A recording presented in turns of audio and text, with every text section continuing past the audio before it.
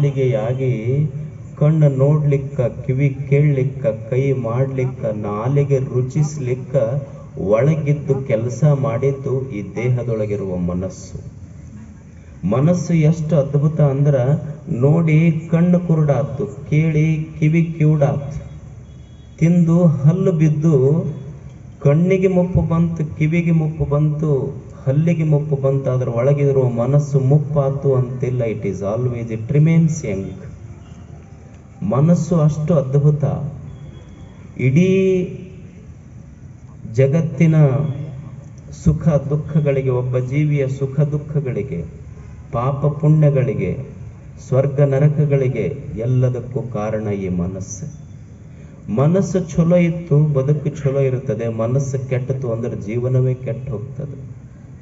ಅದಕ್ಕಾಗಿ ಈ ಮನಸ್ಸು ಎಷ್ಟು ಅದ್ಭುತ ಹೇಳಿ. ನೀವು ಕಣ್ಣಿನ ಮುಖಾಂತರ, ನೀವೊಂದು ಮೊಬೈಲ್ ಇದೆ, ನಿಮ್ಮ ಮೊಬೈಲ್ನೊಳಗೆ ನೀವು 128 GB, 236, 256 GB ಭಾಳ ಅಂದ್ರೆ ಹಾಕೋಬೋದು ನಿಮ್ಮ ಮೊಬೈಲ್ನೊಳಗೆ. ಅದಕ್ಕಿಂತ ಜಾಸ್ತಿ ಹೋದ್ರೆ ನಿಮ್ಮ GB ಖಾಲಿ ಆಗ್ತದೆ ಅಷ್ಟೇ. ಆದರೆ ದೇವರು ಒಳಗ ಮನಸ್ಸನ್ನುವಂಥ ಎಷ್ಟು ಅದ್ಭುತ ಒಂದು ಯಂತ್ರ ಕಂಡು ಹಿಡ್ದಾನಂದ್ರೆ, ನೀವು ಹುಟ್ಟಿನಿಂದ ಸಾಯುವವರೆಗೆ ಎಷ್ಟು ವಿಷಯಗಳನ್ನು ನೋಡಿ ಕಣ್ಣು ಸೆರೆ ಹಿಡಿದ್ರು ಸಹಿತ ಜೀಬಿನ ಖಾಲಿ ಆಗಿಲ್ಲ, ಅಂಥ ದೊಡ್ಡ ಮನಸ್ಸನ್ನು ಒಳಗಿಟ್ಟಿದ್ದಾನ ದೇವರು. ಅಷ್ಟು ಅದ್ಭುತ ಈ ಮನಸ್ಸು. ಇಂಥ ಮನಸ್ಸಿದೆಯಲ್ಲ, ಈ ಮನಸ್ಸು ಹೇಗಿದೆ? ಎಲ್ಲ ಸ್ವರ್ಗ ನರಕಗಳನ್ನು ನಿರ್ಮಾಣ ಮಾಡಿದ್ದು ಮನಸ್ಸು, ಒಳ್ಳೆಯವ ಕೆಟ್ಟವನನ್ನು ನಿರ್ಮಾಣ ಮಾಡಿದ್ದು ಈ ಮನಸ್ಸು, ಸುಖ ದುಃಖಗಳಿಗೆ ಕಾರಣವಾದಿದ್ದು ಈ ಮನಸ್ಸು. ಇಂಥ ಮನಸ್ಸೇನಿದೆ, ಈ ಮನಸ್ಸು, mind is the most beautiful mechanism that science has not yet been able to create anything parallel to it. It is so complex, it is so potential, it still remains masterpiece. ಈ ಮನಸ್ಸಿದೆಯಲ್ಲ, ಈ ಮನಸ್ಸು ಎಷ್ಟು ಅದ್ಭುತ ಅಂದ್ರ, ವಿಜ್ಞಾನ, ನೀವು gene cloning ಅಂತ ಬರ್ತದೆ, ಅಂದ್ರೆ ಒಂದು ಸೆಲ್ ತಗೊಂಡು ಇನ್ನೊಂದು ವಸ್ತು, ಇನ್ನೊಬ್ಬ ಮನುಷ್ಯನನ್ನೇ ನಿರ್ಮಾಣ ಮಾಡುವಷ್ಟು ವಿಜ್ಞಾನ ಮುಂದುವರಿತು.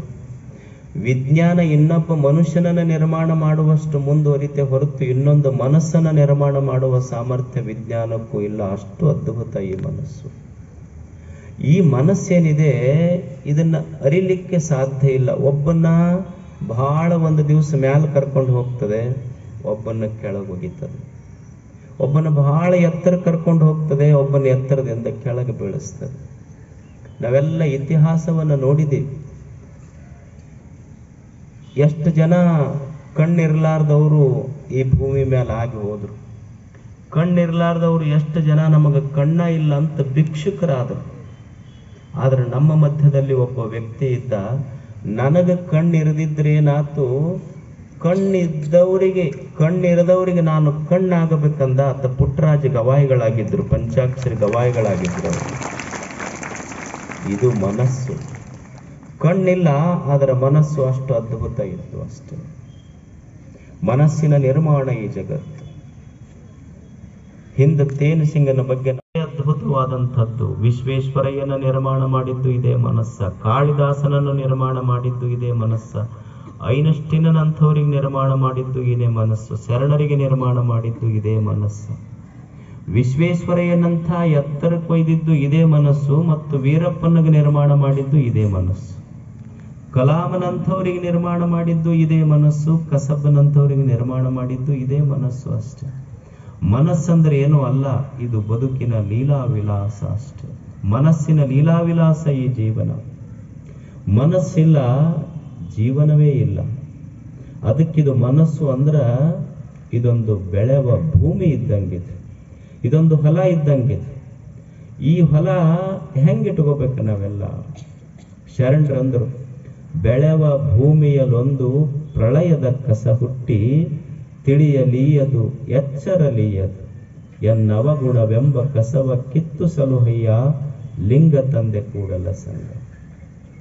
ಇದು ಮನಸ್ಸು, ಇದೊಂದು ಹೊಲ ಇದ್ದಂಗೆ, ಇದೊಂದು ಕ್ಷೇತ್ರ ಅಂತ ಕರೆದ್ರವ್ರು. ಈಗ ನಿಮ್ಮ ಹೊಲ ಐತಿ, ನಮಗೆಲ್ಲ ಜ್ಞಾನ ಇದೆ. ಹೊಲದೊಳಗ ನಾವು ಬಿತ್ತೋದು ಜೋಳನ ಬಿತ್ತೀವಿ, ಯಾರೂ ಕಸ ಬಿತ್ತಿಲ್ಲ. ಯಾರಾದ್ರೂ ಕಸ ಬಿತ್ತೀವಿ ನಾವು? ಇಲ್ಲ. ಬಿತ್ತಿದ ಜೋಳ ಬಿತ್ತೀವಿ, ಆದ್ರೆ ಬಿತ್ತದೇ ಇರುವಂತ ಕಸನು ಬರ್ತೈತೆ ಅದರ ಜೊತೆಗೆ. ಹೊಲದೊಳಗ ಕಸ ಯಾವ ರೈತನು ಬಿತ್ತಿಲ್ಲ, ಬಿತ್ತಿದ ಜೋಳ ಬಿತ್ಯಾನ, ಆದ್ರೆ ಕಸ ಬರ್ತೈತಿ. ಜಾಣ ರೈತ ಆದವ ಏನ್ ಮಾಡ್ತಾನ?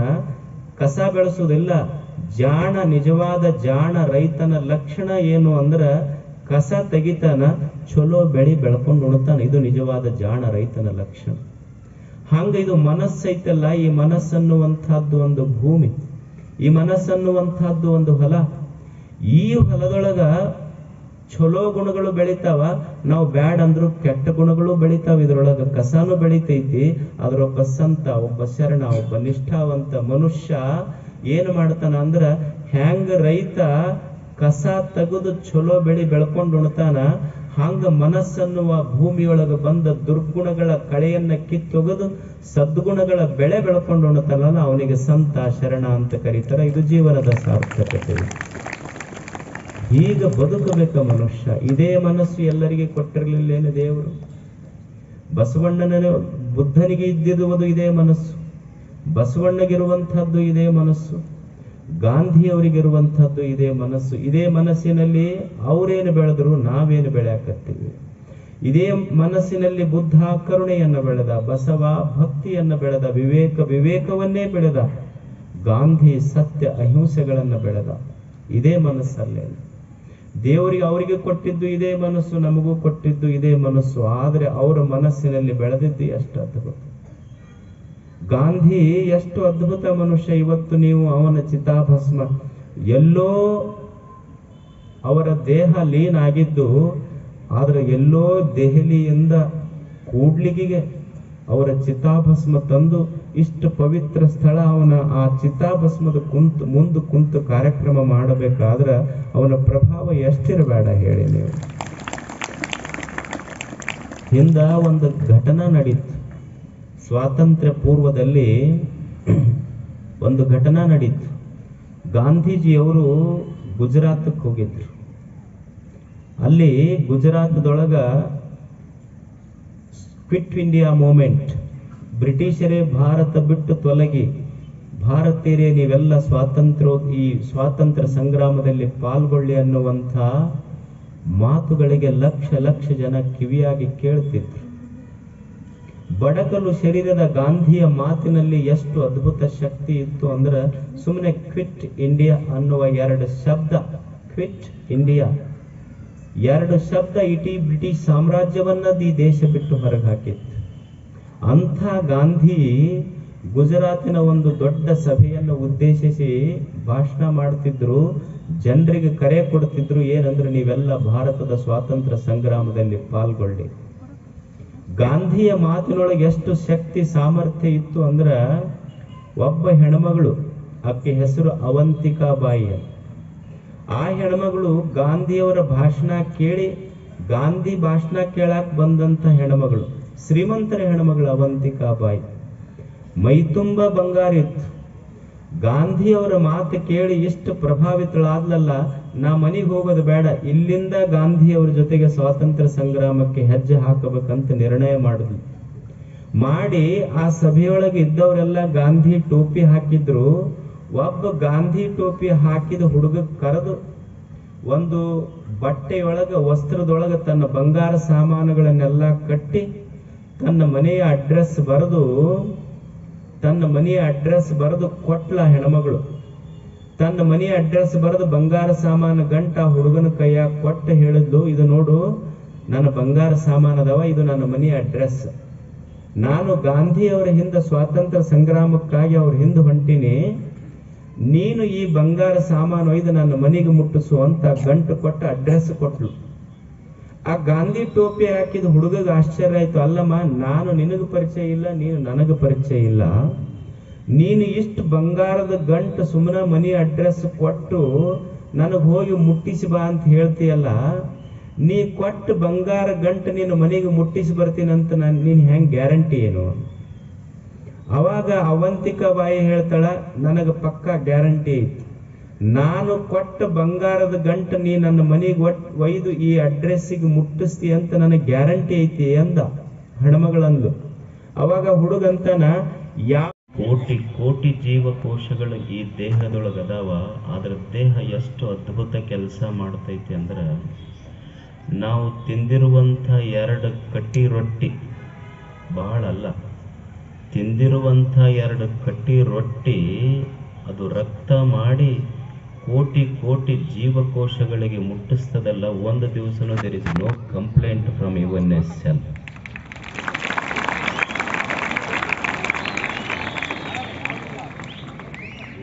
ನೀವು ಸೀಟಿ ಗಿಟಿ ಹೊಡಿಬೇಡ್ರಿ, ಅವು ಬೇರೆ ಸಭೆಗಳು, ಸುಮ್ ಕೇಳ್ರಷ್ಟೆ. 1-2 ಕಟ್ಟಿ ರೊಟ್ಟಿ ತಿಂದ ದೇಹ ಪ್ರತಿಯೊಂದು ಜೀವಕೋಶಗಳಿಗೆ ಸತ್ವ ಮುಟ್ಸೈತಲ್ಲ. ಕೋಟಿ ಹೊರಗೆ ಹುಡುಕಾಡಕ್ ಹೋಗ್ಬೇಕು ಈಗಷ್ಟೆ. ಆ ಶಿಷ್ಯ ಹೆಂಗಿದ್ದ ಹಿಂಗಲ್ಲ. ಗುರುಗಳಿಗೊಂದು ಅತ್ಯಂತ ಅಮೂಲ್ಯವಾದ ಪ್ರಶ್ನೆ ಕೇಳ್ತಾನೆ. ಯುಗಗಳೇ ಈ ಪ್ರಶ್ನೆಯನ್ನ ಕೇಳಿ ಸೋತಾವ. ಗುರು ಅದ್ಭುತ ಉತ್ತರ ಕೊಡ್ತಾನೆ. ಅಥ ಕೇನ ಪ್ರಯುಕ್ತೋಯಂ ಪಾಪಂ ಚರತಿ ಪುರುಷ. ಗುರುಗಳೇ, ಯಾಕೆ ನನ್ನ ಮನಸ್ಸು, ನಾನೊಬ್ಬ ವಿದ್ಯಾರ್ಥಿ ಇದೀನಿ. ಒಬ್ಬ ವಿದ್ಯಾರ್ಥಿ, ಒಂದು ಟೇಬಲ್ ಇದೆ, ಒಂದು ಟೇಬಲ್ ಮೇಲೆ ಒಂದು ಪುಸ್ತಕನೂ ಇಟ್ಟೀನಿ, ಒಂದು ಮೊಬೈಲ್ನು ಇಟ್ಟೀನಿ. ಯಾಕೆ ಗುರುಗಳೇ ನನ್ನ ಮನಸ್ಸು, ಪುಸ್ತಕವೂ ಇದೆ, ಮೊಬೈಲು ಇದೆ, ಆದ್ರೆ ನನ್ನ ಮನಸ್ಸು ಯಾಕೆ ಪುಸ್ತಕದ ಕಡೆ ನನ್ನ ಕೈ ಹರಿತಾ ಇಲ್ಲ? ಮೊಬೈಲ ತಗೋಬೇಕಂತ ಯಾಕೆ ಅನಿಸ್ತೈತೆ ನನ್ನ ಮನಸ್ಸಿಗೆ? ನನಗೆ ಗೊತ್ತೈತಿ ನಾನೊಂದು ಚುಟ್ಟ ಸೇರ್ತೀನಿ, ಸಿಗರೇಟ್ ಸೇರ್ತೀನಿ, ಅದರ ಮ್ಯಾಲ ಬರದಾರಿಲ್ಲ. ಏನಂತ ಬರದಾರ? ನೀವು ಸೇದವ್ರಿಗೆ ಗೊತ್ತಿರ್ತೈತಿ, ಅವು ಯಾವ್ಯಾವ ಕಂಪನಿ ಇರ್ತಾವ ನಿಮಗ ಗೊತ್ತ. ಆದ್ರೆ ಅದ್ರ ಮ್ಯಾಲ ಬರ್ದಾರಲ್ಲಿ it is injurious to health ಅಂತ ಬರ್ದಾರ. ಅದನ್ನು ಓದ್ಕೊಂತ ಸೇರ್ತ ನೀವು ಅಷ್ಟು. ಅದನ್ನು ಬರ್ದಾರೋ ಇಲ್ಲ, ಅದ್ರ ಮ್ಯಾಲ ಬರ್ದಿದ್ದು ಓದ್ತಾನ. ಗೊತ್ತೈತಿ ಇದು ಸೇದಿದ್ರ ಲಂಗ್ ಕ್ಯಾನ್ಸರ್ ಬರ್ತೈತಿ ಅಂತ ಗೊತ್ತೈತಿ. ಗೊತ್ತಿದ್ರು ಮನಸ್ಸು ಬಿಡಕ್ಕಾಗುವಂತಲ್ಲ. ಯಾಕ? ಏನು ಅದ್ಭುತ ಪ್ರಶ್ನೆ ಇದು. ನನ್ನ ಮನಸ್ಸು ಇದು ಮಾಡಬಾರ್ದಂತ, ಕೆಟ್ಟದಂತ ಗೊತ್ತಿದೆ, ಆದ್ರೂ ಮನಸ್ಸು ಹರಿತಾ ಇದೆ ಅಲ್ಲ ಗುರುವೇ, ಏನು ಮಾಡುವುದು ಇದಕ್ಕೆ? ನನಗ್ ಗೊತ್ತೈತಿ ಇದು ಸೇದಿದ್ರ ಮನ್ಯಾಗ ಪಾಪ ಹೆಣ್ಮಕ್ಳು ಹೇಳ್ತಿರ್ತಾರ, ನೋಡ್ರಿ ಸೇದಬೇಡ್ರಿ, ನಿಮಗ್ ಕೆಮ್ಮ ಹತ್ತೈತಿ, ದಮ್ಮು ಬಂದೈತಿ, TB ಆಗೈತಿ, ಸೇದಬೇಡ್ರಿ ಅಂತ ಅಂತಿರ್ತಾರಿಲ್ಲ. ಅವ್ರು ಮನ್ಯಾಗ ತಾಯಂದರಿಗೆ ಗೊತ್ತೈತಿ, ಅವ್ರು ಅಂತಿರ್ತಾರ ಸೇದಬೇಡ ಅಂತ ಗೊತ್ತಿದ್ರು ಅವ ಅಂತಿರ್ತಾನ, ಈಗ ಬಿಟ್ರೆ ನಿನ್ನ ಬಿಡ್ತೀನಿ, ಇದನ್ನ ಬಿಡೋದಿಲ್ಲ ನೋಡು ಅಂತಿರ್ತಾನ. ಮನ್ಯಾಗ ಅಂತಿರ್ತಾರ, ನೀವು ಕೇಳ್ಬೇಕು, ಈಗ ಬಿಟ್ರೆ ನಿನಗ್ ಬಿಡ್ತೀನಿ, ಇದನ್ನ ಬಿಡೋದಿಲ್ಲ. ಆ ಕೈಯಾಗಿನ ಚುಟ್ಟ ಹೆಣ್ಮಗಳಿಗೆ ಹೇಳ್ತಿರ್ತೈತಿ ಅಂತ. ಅದು ನೋಡು, ಚುಟ್ಟ ಹೆಣ್ಮಗಳಿಗೆ ನೀನು ನನಗೆ ಸೌತಿದ್ದಂಗ. ಯಾಕಂದ್ರ ನೀನು ನೋಡು, ನೀನು ಅಗ್ನಿ ಸಾಕ್ಷಿಯಾಗಿ ಅವನ ಕೈ ಹಿಡಿದು ಬಂದೀನಿ, ನೋಡೀಗ ನಾನು ಅಗ್ನಿ ಸಾಕ್ಷಿಯಾಗಿ ಅವನ ಕೈಯಾಗದೀನಿ. ಏನೂ ವ್ಯತ್ಯಾಸ ಇಲ್ಲ. ಆದ್ರೆ ವ್ಯತ್ಯಾಸ ಏನಂದ್ರ, ನೀನು ಅಗ್ನಿ ಸಾಕ್ಷಿಯಾಗಿ ಕೈ ಹಿಡಿದು ಬಂದಿ, ನಾನು ಅಗ್ನಿ ಸಾಕ್ಷಿಯಾಗಿ ಇವನು ಕೈಯಾಗದೀನಿ. ವ್ಯತ್ಯಾಸ ಇಷ್ಟೇ, ನೀ ಅವನು ಕೂಡ ಇರಾಕ ಬಂದಕ್ಕಿ, ನಾ ಇವನು ಕರ್ಕೊಂಡು ಹೋಗಾಕ ಬಂದಕ್ಕಿ, ಇಷ್ಟ ವ್ಯತ್ಯಾಸ ನೋಡಿದ್ರ. ಗೊತ್ತಿರ್ಬೇಕಲ್ಲ ಮನುಷ್ಯಾಗ.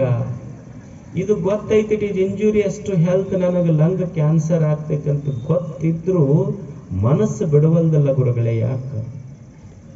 ಒಬ್ಬ ವಿದ್ಯಾರ್ಥಿಗೆ ಇದು ಗೊತ್ತಾಗಬೇಕಲ್ಲ. ಪುಸ್ತಕ ಮೊಬೈಲ್ ಎರಡೂ ಇದ್ದಾಗ, ಮೊಬೈಲು ಒಂದು ಹೇಳ್ತಿರ್ತೈತಿ, ಪುಸ್ತಕವೂ ಒಂದು ಹೇಳ್ತಿರ್ತೈತಿ. ಮನುಷ್ಯನಿಗೆ ಏನು ಹೇಳ್ತದೆ ಮೊಬೈಲ್? ಏನು ಹೇಳ್ತೈತಿ ಅಂದ್ರೆ, ಒಬ್ಬ ವಿದ್ಯಾರ್ಥಿಗೆ ನೀ ನೋಡು, ನನ್ನ ಚಂತನ ಹಿಡ್ಕೊಂಡು ಕುಂತಿ ಅಂದ್ರೆ ನಿನ್ನ ತಲೆ ತಗ್ಗಿಸುವಂಗ ಮಾಡ್ತೀನಿ ಅಂತ ಮೊಬೈಲ್ ಹೇಳಿದ್ರೆ, ಪುಸ್ತಕ ಹೇಳ್ತೈತಿ ನೀ ನನ್ನ ಕೈಯಾಗಿ ಹಿಡಿದ್ರೆ ಸಮಾಜದೊಳಗೆ ನಿನಗೆ ತಲೆ ಎತ್ತಿ ತಿರುಗುವಂಗ ಮಾಡ್ತೀನಿ ಅಂತ ಪುಸ್ತಕ ಹೇಳ್ತಿರ್ತೈತಿ ಒಬ್ಬ ವಿದ್ಯಾರ್ಥಿ.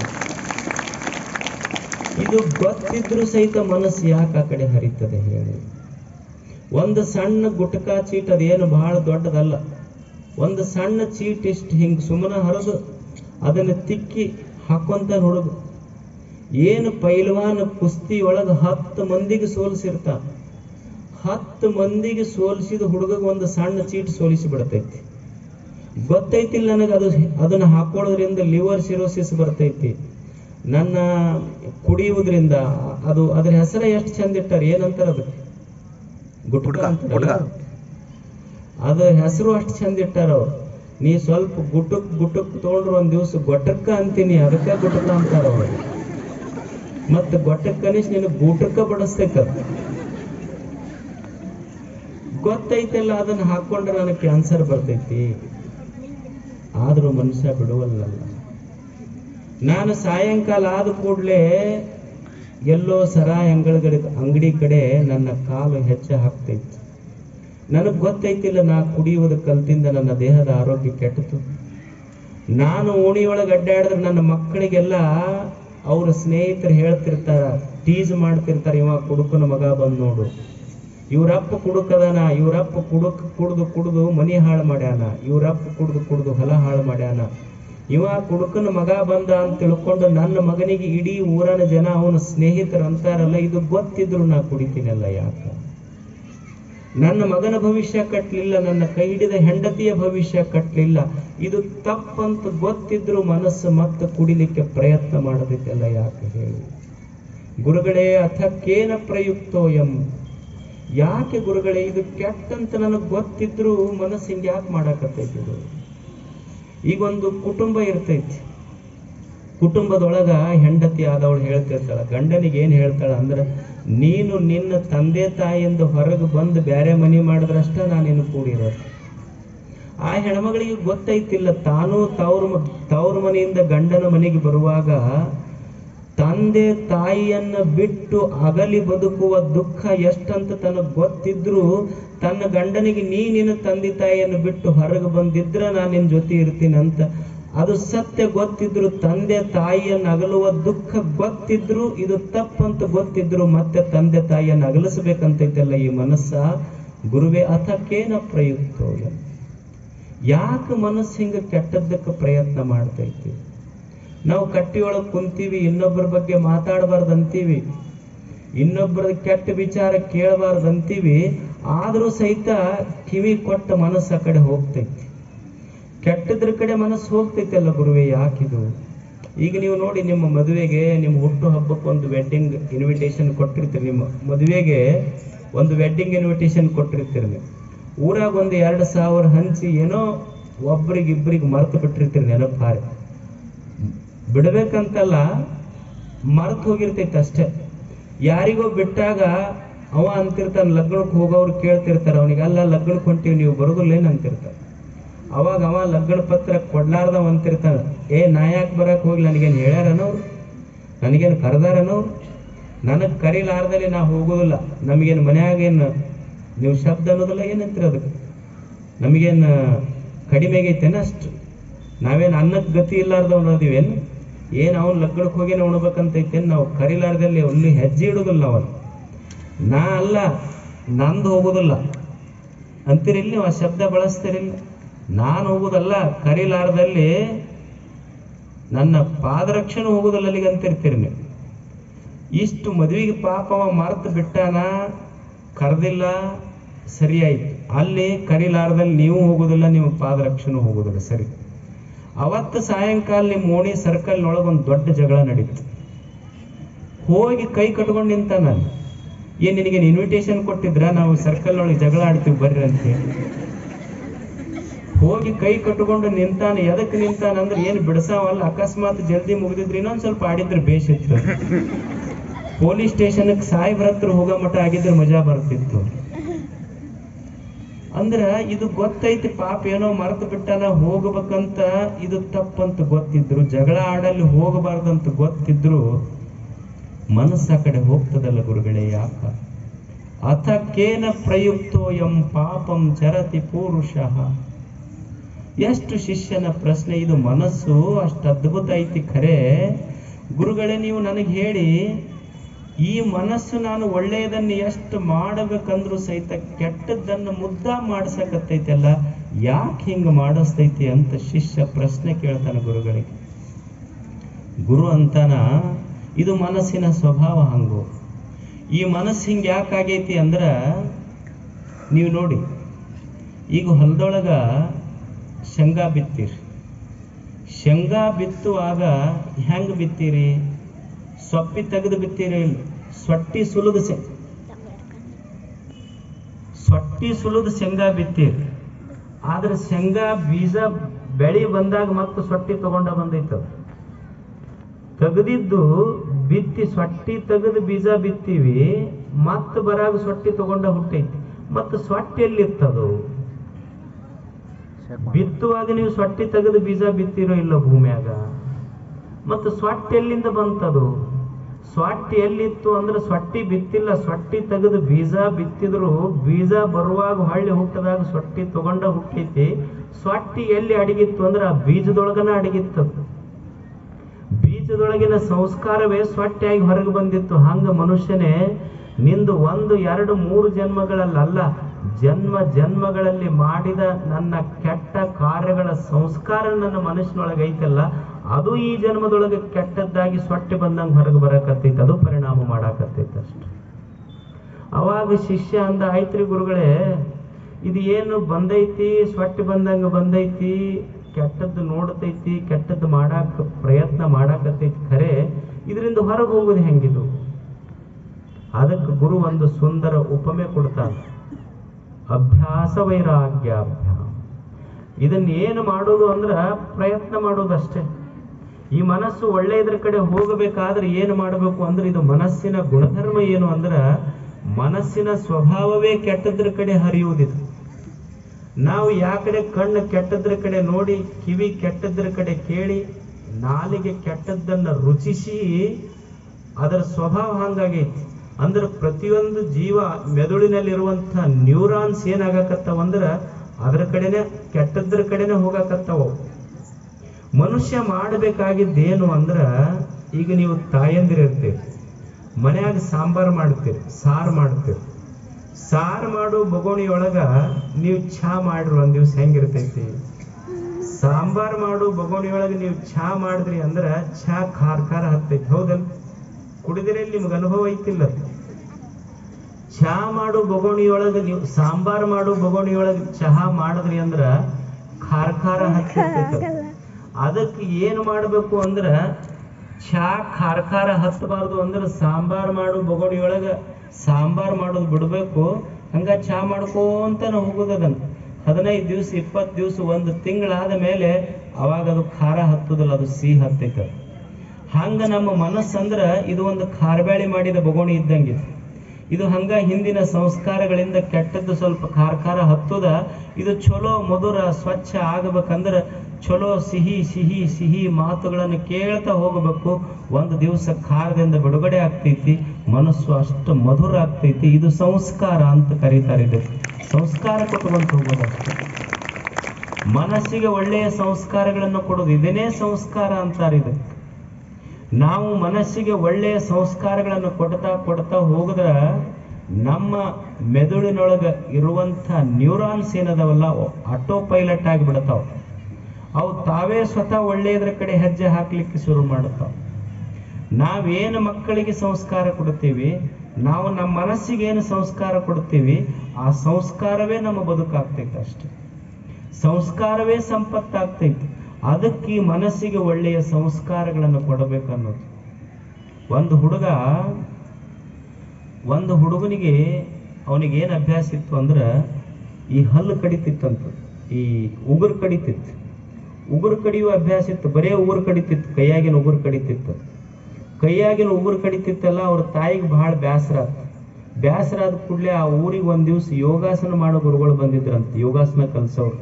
ಅವ್ರ ಹತ್ರ ಕರ್ಕೊಂಡು ಹೋದ್ಲಂತೆ ಹೆಣ್ಮಗಳು. ಕರ್ಕೊಂಡು ಹೋಗಿ ಹೇಳಿದ್ಲಂತೆ, ಅಪ್ಪ ನನ್ನ ಮಗ ಐತಲ್ಲ ಬರೇ ಕೈಯಾಗಿನ ಉಗುರು ಕಡ್ಕೊಂತಿರ್ತೈತಿ ಯಾವಾಗಲೂ.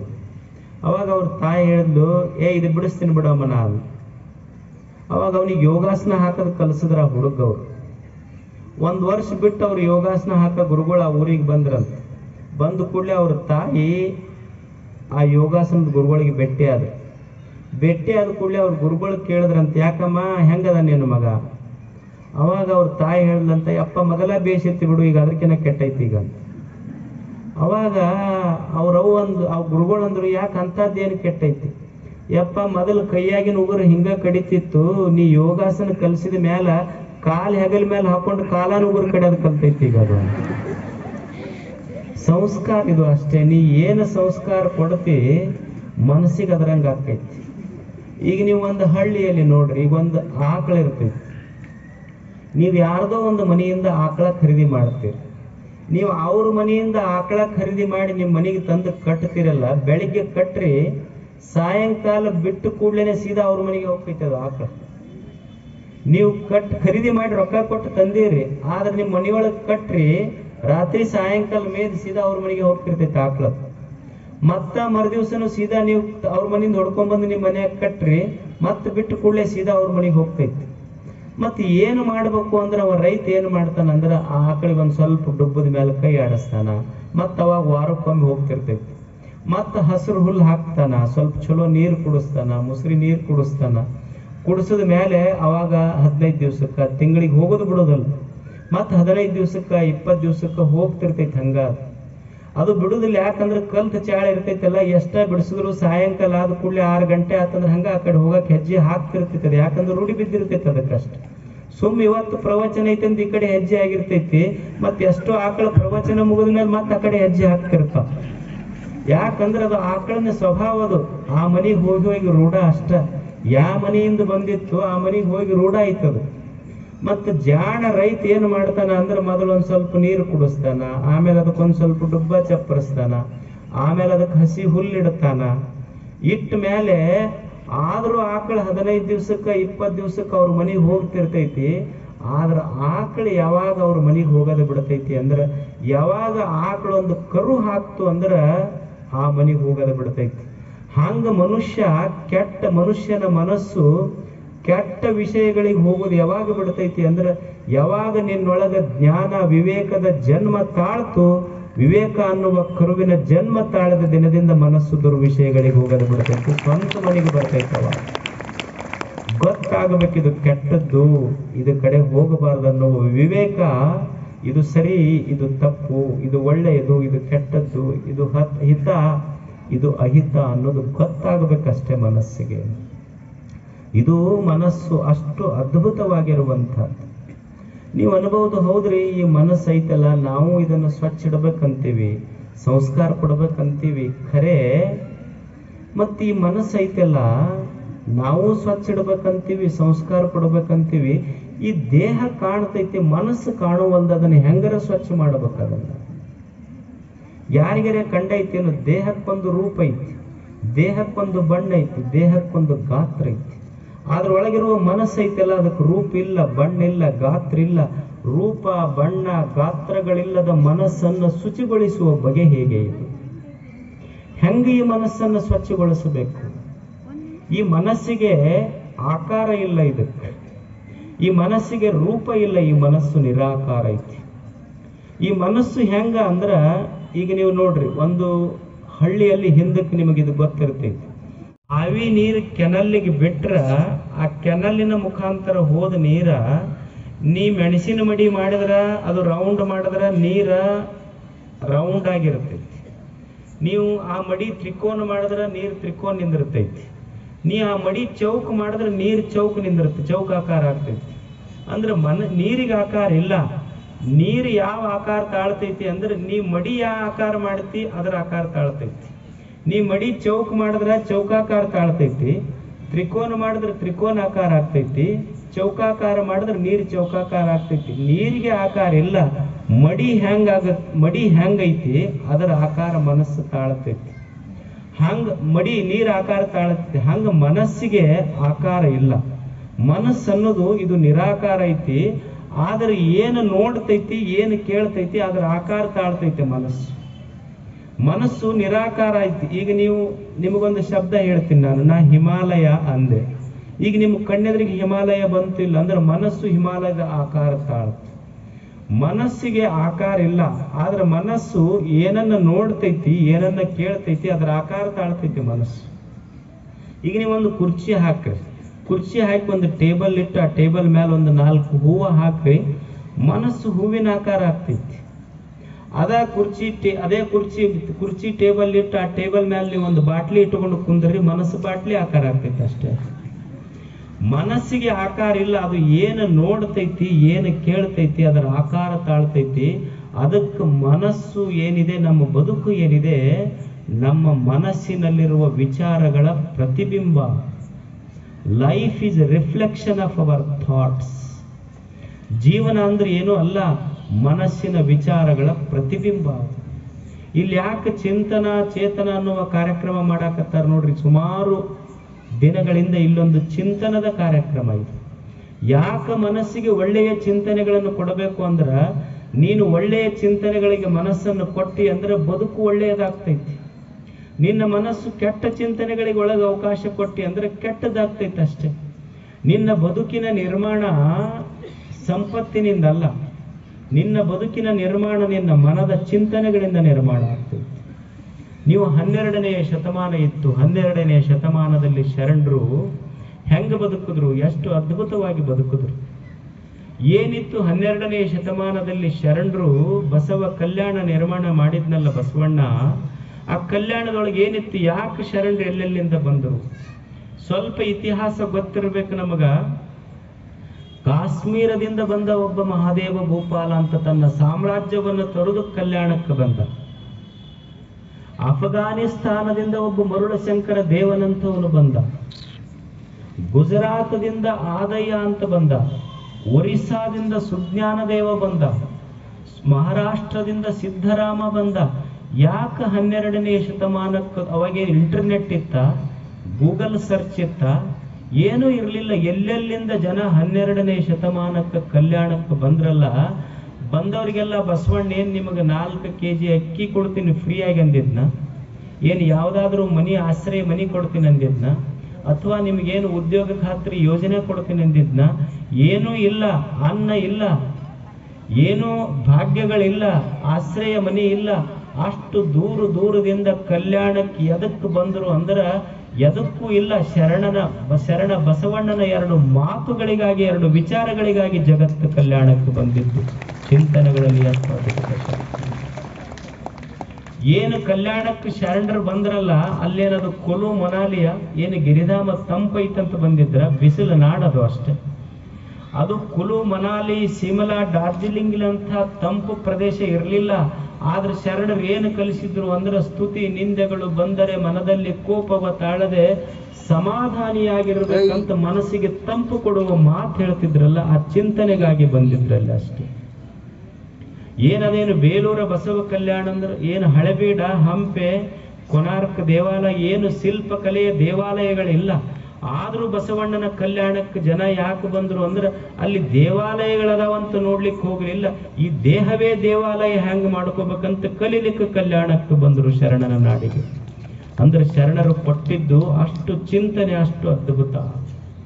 ಸುಮ್ಮನೆ ಯಾಕೆ ಜನ ಸೇರಿದ್ರು ಅಂದ್ರೆ, ಒಂದಿಷ್ಟು ಒಳ್ಳೆಯ ವಿಚಾರಗಳಿಗಾಗಿ ಸೇರಿದ್ರು ಜನ. ಎಂಥ ಶರಣರನ್ನು ಬಸವಣ್ಣ ತಯಾರು ಮಾಡದ. ಒಬ್ಬ ಹೆಣ್ಮಗಳಿದ್ದಕ್ಕೆ ಹೆಸರು ಸಾಲಿ ಕಲ್ತಿಲ್ಲ, ಆಯ್ದಕ್ಕಿ ಲಕ್ಕಂ. ಆಕೆ ಹೆಸರು ಸತ್ಯಕ್ಕ.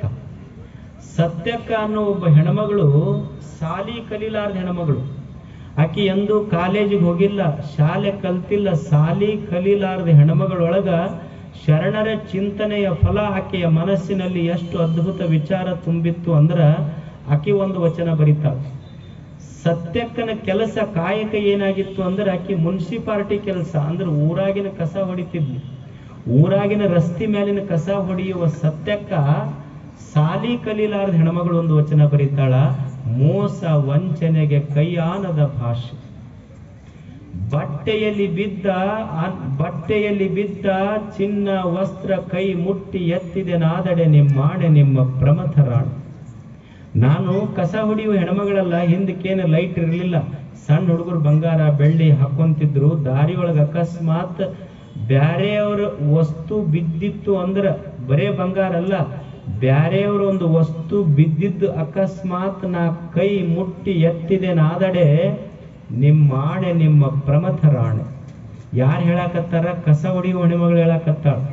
ಬಂಗಾರ ಇದ್ರು ನಾ ಮುಟ್ಟೋದಿಲ್ಲ ಅಂತಾಳಕ್ಕಿ. ಬಂಗಾರ ಇದ್ರೆ ಹಂಗ ಹೋಗ್ತಿದ್ಲು. ನಮ್ಮ ಮನ್ಯಾಗ ಈಗ ಒಂದು ಪ್ಲಾಸ್ಟಿಕ್ ಚರ್ಗಿ ಇಟ್ಟು ಒಳಗೆ ಹೋಗಿ ಬರೀ ಉಳಿದಿಲ್ಲ.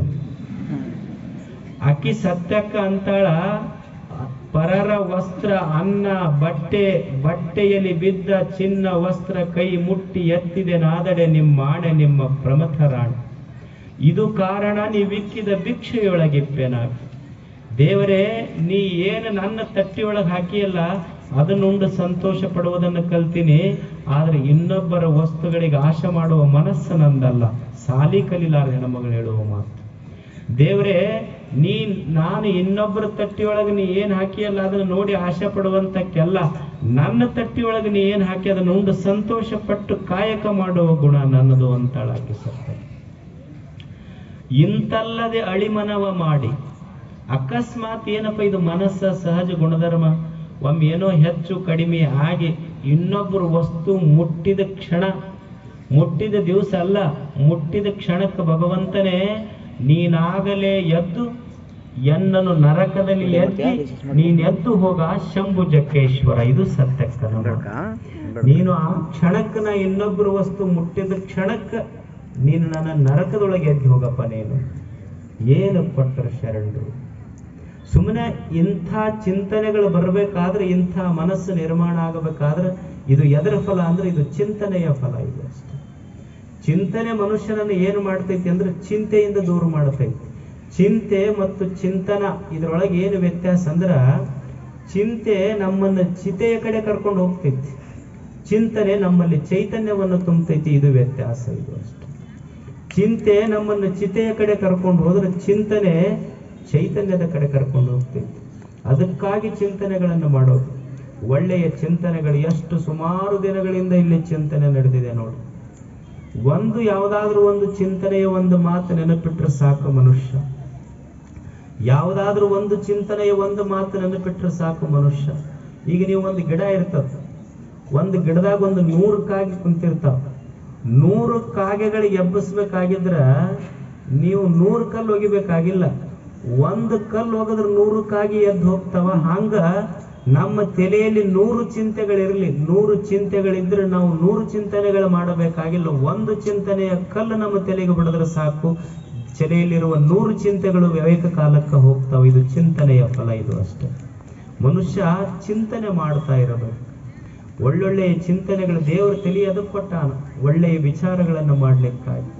ನಮಗೆಲ್ಲ ಗೊತ್ತಿರಬೇಕು. ನಾವೇನ್ ತಿಳ್ಕೊಂಡಿವಿ ಅಂದ್ರೆ ಭಿಕ್ಷುಕರು ಅಂದ್ರೆ ಯಾರು ಭಿಕ್ಷುಕರು ಅಂದ್ರೆ ನಾವೇನ್ ತಿಳ್ಕೊಂಡಿವಿ ಅಂದ್ರ, ಯಾರು ಬೆಳಿಗ್ಗೆ ಎದ್ದು ಖಾಲಿ ತಟ್ಟಿ ಹಿಡ್ಕೊಂಡು ಇನ್ನೊಬ್ಬರ ಮನೆ ಮುಂದೆ ತಿರುಗ್ತಾರಲ್ಲ ಅವರು ಭಿಕ್ಷುಕರು ಅಂತ ತಿಳ್ಕೊಂಡಿವಿ.